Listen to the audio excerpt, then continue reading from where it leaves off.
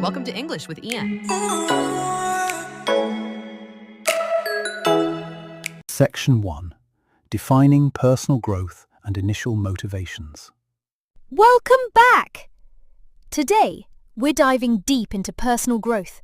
To kick things off, how do you personally define personal growth? What does it truly mean to you beyond a buzzword? Thanks for having me. For me, personal growth is fundamentally about becoming more of who you're meant to be. It's an ongoing process of self-discovery and intentional evolution, understanding your values, strengthening your character, and continually learning and adapting.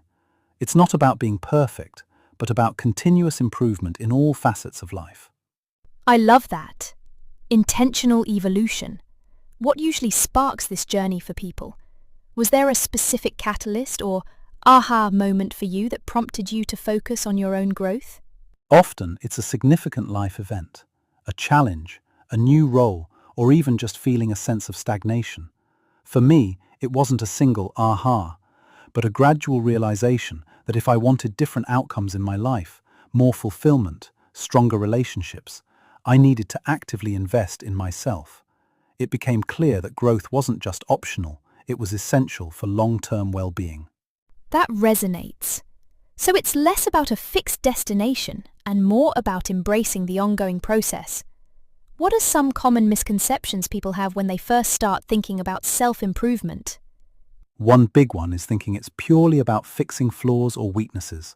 While addressing those is part of it, it's equally about amplifying your strengths and leaning into what makes you unique. Another is expecting instant results. Growth is slow and often non-linear. And finally, the idea that it's a solitary journey. Community and connection are actually incredibly vital. Section 2. Practical strategies and goal setting. Let's move into practicalities.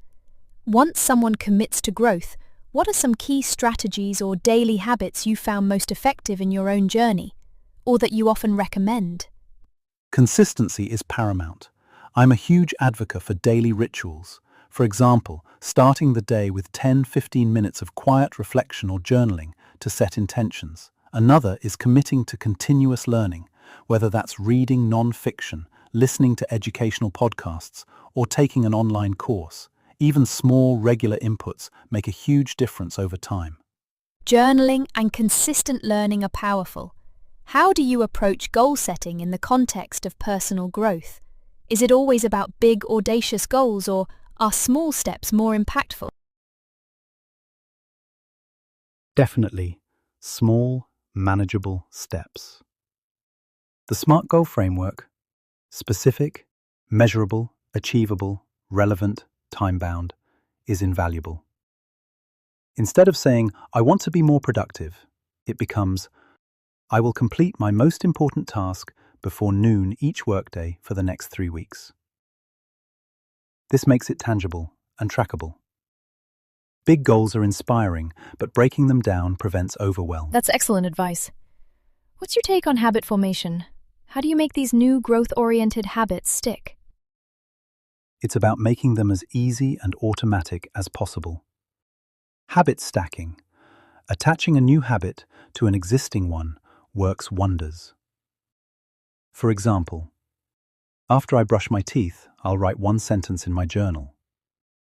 Also, creating an environment that supports your habits and having accountability, whether with a friend or an app, can be very effective. Section 3. Overcoming obstacles and setbacks. The path to personal growth is rarely linear. We inevitably face obstacles, setbacks, and moments of doubt. What are some common challenges people encounter, and how do you advise navigating them? One of the biggest is simply lack of motivation or feeling overwhelmed, especially when life gets busy. My approach is to practice radical self-compassion. Instead of beating myself up for missing a day or two, I acknowledge it, remind myself that progress isn't perfection, and simply recommit for the next opportunity. It's about resilience, not flawlessness. Self-compassion is critical. What about external pressures like criticism from others, a lack of support, or even outright negativity from your environment? That's a tough but common hurdle. It requires strong boundaries and a clear understanding of your why. You might need to limit exposure to consistently negative influences. Sometimes it's about developing a thicker skin and recognizing that not everyone will understand or support your growth, and that's perfectly okay. Your journey is for you. How do you personally handle those moments when you feel like you're not making progress, or even regressing? That feeling of stagnation can be incredibly disheartening. It happens to everyone. In those moments, I try to zoom out. I'll look back at where I was 6 months or a year ago. Often you've made significant progress that you've just forgotten because it was incremental. Reaching out to a trusted mentor or friend for an objective perspective can also provide clarity and encouragement. Remember, plateaus are natural in any learning curve. Section 4. The role of mindfulness and self-awareness. We've touched on journaling, but let's explore mindfulness and self-awareness more deeply. How foundational are these practices to truly effective and sustainable personal growth?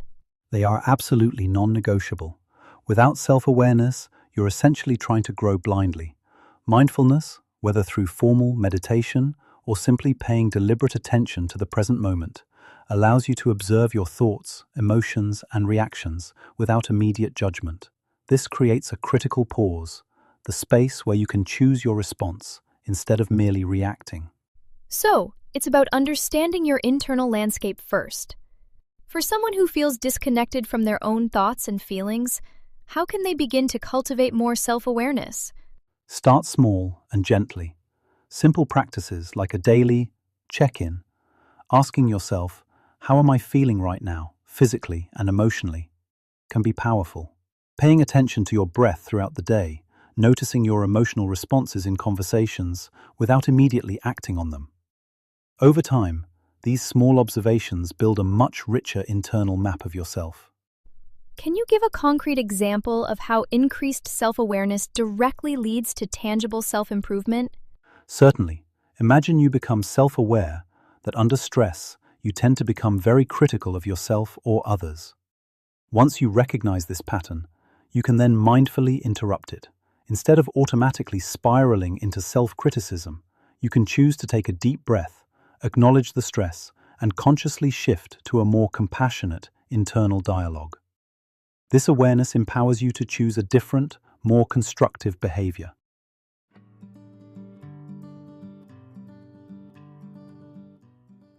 Section 5. Building resilience and mental toughness. Growth often requires stepping out of our comfort zones, which can be challenging. How do resilience and mental toughness factor into this journey, and how can we cultivate them? They are absolutely crucial. Resilience isn't about avoiding failure or difficulty. It's about how quickly and effectively you bounce back when things go wrong.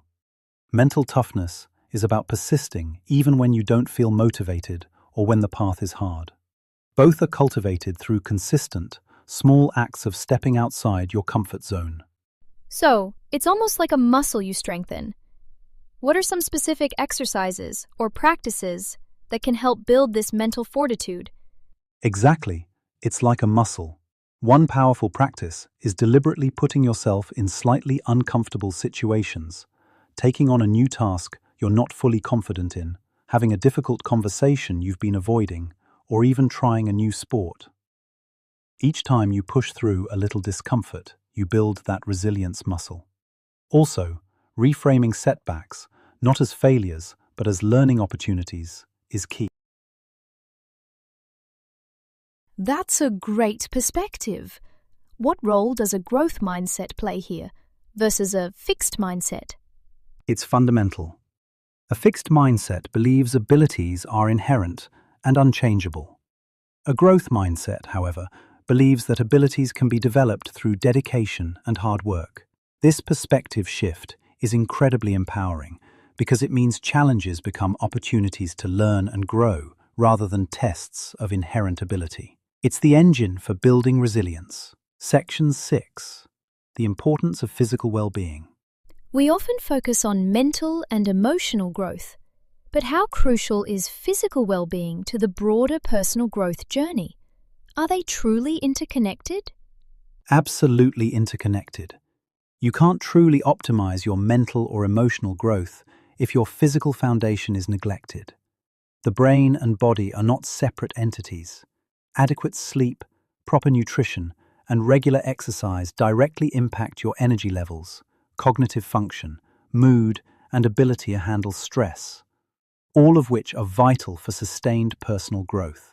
So it's not just about looking good, but about fueling your overall capacity. What are some non-negotiable physical habits you believe everyone should prioritize for optimal personal growth? Top of the list is sleep. Most adults need 7-9 hours. Chronic sleep deprivation negatively impacts everything. Second is movement. It doesn't have to be intense gym sessions. Even daily walks or stretching can make a huge difference. And third, mindful nutrition. Choosing whole, unprocessed foods that fuel your body and mind rather than depleting them. These aren't just health habits. They are growth habits. It's easy to push these aside when we're busy. How do you integrate them effectively into a busy life, especially for someone who feels they don't have time? Start small. Instead of aiming for an hour at the gym, commit to 10 minutes of stretching. Instead of overhauling your diet, just add one more serving of vegetables a day. For sleep, prioritize a consistent bedtime, even on weekends. Small, consistent steps build momentum. Remember, you're not finding time. You're making time for the things that sustain your ability to grow. Section 7. Cultivating meaningful relationships. Beyond individual efforts, what role do our relationships play in personal growth? How do healthy connections contribute to our development? Relationships are incredibly fertile ground for growth. They provide feedback, support, different perspectives, and opportunities to practice empathy, communication, and conflict resolution. Healthy relationships act as mirrors, showing us aspects of ourselves we might not see alone, both positive and areas for improvement. Isolation stifles growth, connection fuels it. So it's not just about who we are, but also who we're with. How can we intentionally cultivate relationships that support our personal growth? First, by being present and genuinely listening. Second, by seeking out people who embody qualities you admire or who challenge you in a positive way. Third, by being vulnerable and authentic, allowing others to see your struggles and aspirations. And crucially, by being a supportive presence for others' growth, creating a reciprocal environment. What about setting boundaries? Sometimes relationships can be draining or even detrimental to our growth. How do we navigate that? Setting healthy boundaries is a critical act of self-care and self-respect, and it's essential for sustained growth. It means recognizing what you need, communicating it clearly and kindly, and then upholding it. It's not about cutting people off necessarily, but about protecting your energy and focus. Sometimes it involves difficult conversations, but it's vital for creating space for your own development. Section 8. The power of reflection and learning from experience. You mentioned journaling, which points to reflection. How vital is regular reflection to the personal growth process, and what are the best ways to practice it? Reflection is the engine of growth. Without it, experiences are just events. With it, they become lessons. It's the process of looking back, analyzing what happened, understanding your role, and extracting insights. This turns raw data into actionable wisdom. Journaling is fantastic, but it can also be meditation, quiet walks, or even just a dedicated thinking time each day. How do we move beyond just recounting events to truly learning from them? What questions should we be asking ourselves during reflection? Excellent point. Instead of just what happened, ask, what did I learn from this? How did I contribute to this outcome? What could I have done differently? What strengths did I leverage? What patterns am I noticing? And most importantly, what action will I take based on this insight? The last question is critical for translating reflection into actual growth. What about learning from failures or mistakes? It's often painful to reflect on those. It is. But it's where some of the deepest growth happens. The key is to separate your identity from the outcome. A mistake doesn't make you a failure. It makes you a human who tried something. Approach it with curiosity, not judgment. Ask, what was the lesson here, and how can I apply this knowledge going forward? Embracing mistakes as learning opportunities is a hallmark of a growth mindset. Section 9. Contribution and finding purpose. As individuals grow, many find a deeper desire to contribute beyond themselves. How does finding purpose and contributing to something larger than oneself intertwine with personal growth? It's a beautiful and often natural evolution. When we focus solely on ourselves, growth can feel a bit hollow eventually. Finding a purpose, whether it's through volunteering, a passion project, or aligning your work with your values, adds a profound layer of meaning and fulfillment. It shifts the focus from "what can I get" to "what can I give," which paradoxically leads to deeper personal satisfaction. So, growth isn't just internal but also about our external impact. How do people typically discover or connect with their purpose? It's rarely a sudden revelation. It often involves exploring your passions, identifying problems you care deeply about, and experimenting with ways to contribute. It's about aligning your unique talents and interests with the needs of the world around you. Sometimes it's about what makes you feel alive and deeply engaged. Other times, it's about what truly angers or breaks your heart. Can contributing to a larger cause actually accelerate personal growth? Absolutely.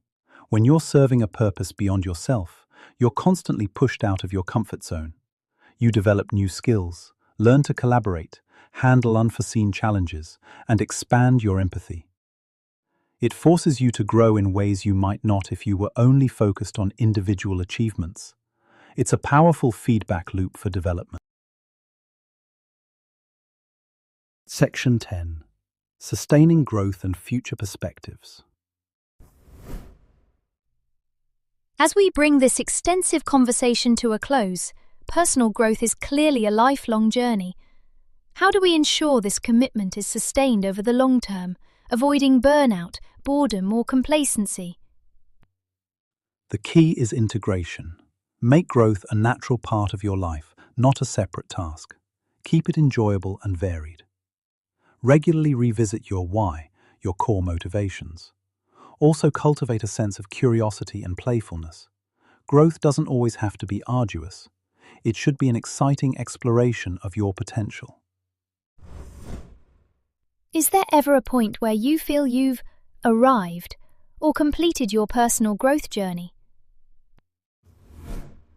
In my experience, never. Life is dynamic, circumstances constantly change, and new knowledge is always emerging. The arriving is in accepting the ongoing, fluid nature of the journey. The goal isn't a finish line, but to find joy and fulfillment in the continuous process of becoming. It becomes a fundamental part of your identity. What role does community and potentially even formal mentorship play in keeping this journey alive and thriving? A massive role. Having a supportive community, like-minded friends, a mastermind group or a coach provides accountability, different perspectives, and encouragement. Mentors, in particular, can offer invaluable guidance, share their wisdom, and help you navigate challenges they've already faced.